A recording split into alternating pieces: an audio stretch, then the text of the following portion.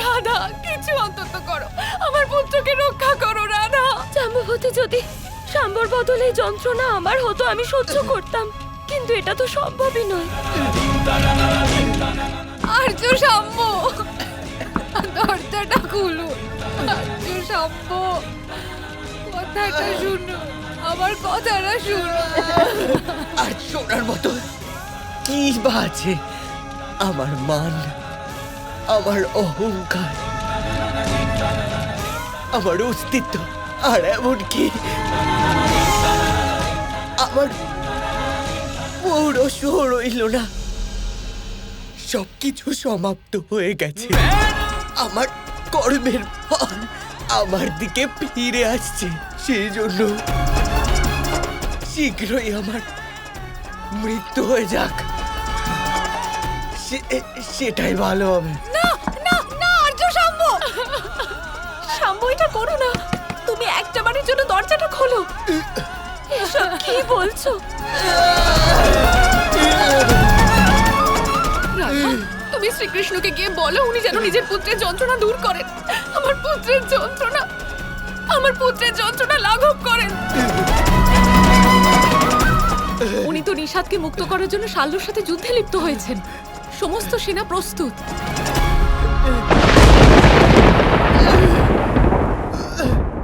সারা জগৎ জানে যে জ্যেষ্ঠ ভ্রাতা পিতার সমান হন।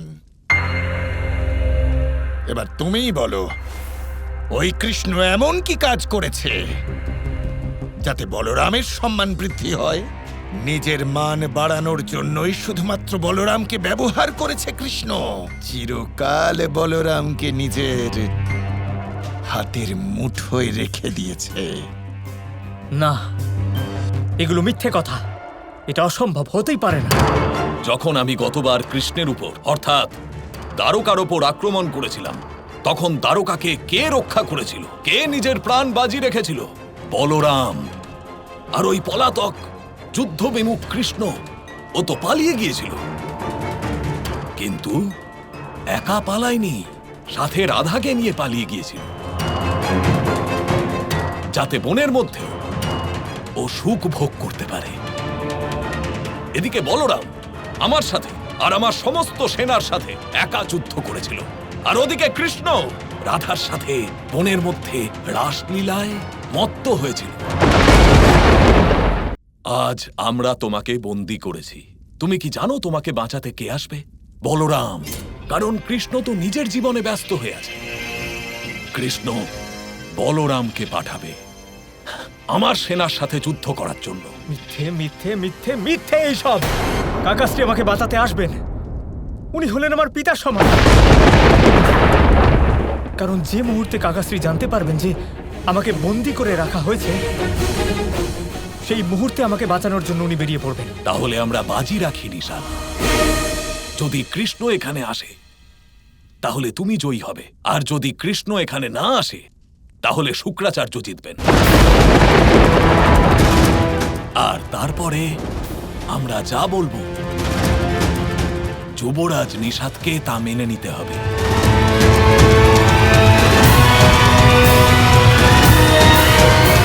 যদি কাকাশ্রী আমাকে বাঁচাতে না আসেন, তাহলে আপনারা যা বলবেন সেগুলো আমি বলরাম পুত্র নিষাদ মেনে নেব।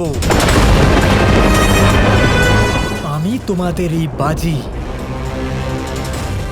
স্বীকার করলাম।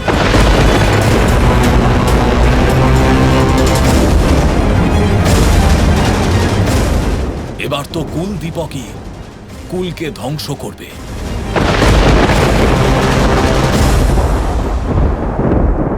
শুক্রাচার্য,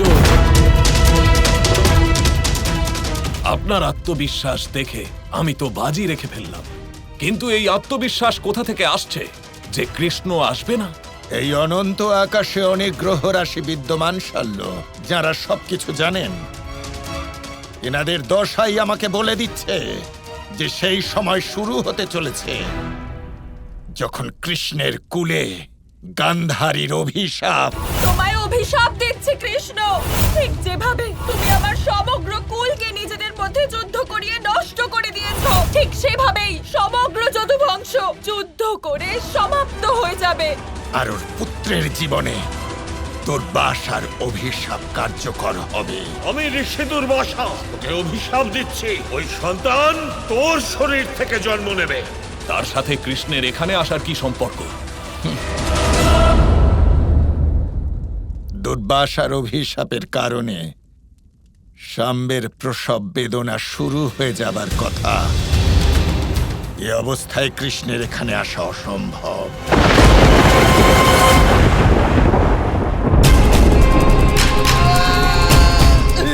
শাম্বু এখন প্রসব যন্ত্রণায় প্রচন্ড কষ্ট পাচ্ছে কানাই। এই সময় তোমার যাওয়াটা ঠিক নয়। কি হলো দাদা? কানাই তো যুদ্ধের জন্য রওনা হয়ে গেছে রাধা। কিন্তু দাদা, আপনি তো ওকে বাধা দেবেন বলেছিলেন। আমি সেটাই করার চেষ্টা করছিলাম রাধা, যেটা এই মুহূর্তে উচিত।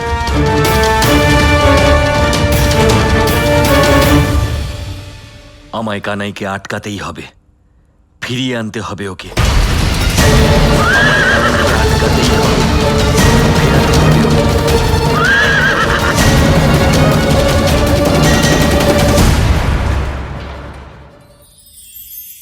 আজ আমরা দুই ধরনের ব্যক্তির বিষয়ে কথা বলবো। প্রথম জন হলেন যে প্রয়োজনের থেকে অনেক বেশি পরিমাণ ধন উপার্জন করে থাকেন। তার কাছে ততটা ধন থাকে যতটা তার প্রয়োজনও নেই, তারপরেও আরও ধন উপার্জন করতে চেষ্টা করতে থাকেন। সকল সম্ভব চেষ্টা করেন, সকল সম্ভব কর্ম করেন, তা সে উচিত কর্ম হোক বা অনুচিত, তাতে তাদের কিছুই যায় আসে না। তারা শুধুই এই সংসারের সকল সুখ ভোগ করতে চান, সকল স্বাচ্ছন্দ্য লাভ করতে চান। আজীবন তারা প্রচেষ্টাই করতে থাকেন। এবার এই করতে গিয়ে তারা ভারাক্রান্ত হয়ে সমস্যার সম্মুখীন হন। এনাদের সমগ্র জীবন এই চেষ্টাতেই চলে যায়, জীবন যাপন করার বদলে। অন্যদিকে আরেকজন ব্যক্তি, যিনি জানেন তার প্রয়োজন কতটুকু আর শুধুমাত্র সেই পরিমাণ ধন অর্জন করেন, তার থেকে বেশি একটুও নয়। উনি যদি দুবেলা খেতে পান, মাথা গোজার ঠাঁই পেয়ে যান, সেটাই পর্যাপ্ত। তাতেই তিনি আনন্দে জীবন যাপন করেন, না কোনো বৃথা চিন্তা করেন, না কোনো বৃথা কষ্ট করেন। এবার আমি আপনাদের জিজ্ঞেস করব, এই দুই ব্যক্তির মধ্যে আপনি কোন ব্যক্তি হতে চাইবেন? বেশিরভাগ মানুষ এটাই বলবেন যে আমরা সেই দ্বিতীয় মানুষ হতে চাই যারা সন্তুষ্ট। কিন্তু যদি মন দিয়ে দেখেন, আপনিও সেই কর্মই করছেন যা প্রথম ব্যক্তি করেন। আপনারা সবসময় চেষ্টা করে চলেছেন, এটাও লাভ করতে হবে, ওটাও লাভ করতে হবে, আমার এটারও প্রয়োজন, ওটারও প্রয়োজন। আপনি অনেক কিছু লাভ করেছেন, কিন্তু প্রশ্ন এটাই যে আপনার কি সেই সব কিছুর প্রয়োজন রয়েছে? এর উত্তর আপনার অন্তর্মনে রয়েছে। আপনার মন জানে যে আপনার প্রয়োজন কতটুকু। সেখানে গিয়ে দেখুন। সন্তুষ্টি মানুষকে আনন্দ দেয়। মানুষ যতটা সন্তুষ্ট হবে ততটাই সে আনন্দ লাভ করবে। এবার আপনাকে এই সিদ্ধান্ত নিতে হবে যে আপনি কখন আর কোথায় সন্তুষ্টি লাভ করবেন, কত কিছু লাভ করার পরে সন্তুষ্ট হবেন। এই উত্তর আপনি মন থেকে পাবেন। এই সমাজের চাহিদায় জড়িয়ে নিজেকে বিভ্রান্ত করবেন না। নিজের অন্তরের এই মিথ্যে অহংবোধকে প্রশ্রয় দিতে গিয়ে যদি আপনি এরকম প্রয়াস করতে থাকেন, তাহলে জীবনযাপন কখন করবেন? থেমে যান, শান্ত হয়ে যান, নিজের অন্তর্মনে নিমজ্জিত হয়ে দেখুন যে সন্তুষ্টি কোথায়। এই সন্তুষ্টি লাভ করুন। এই মন প্রসন্ন হয়ে বলবে, রাধা রাধা।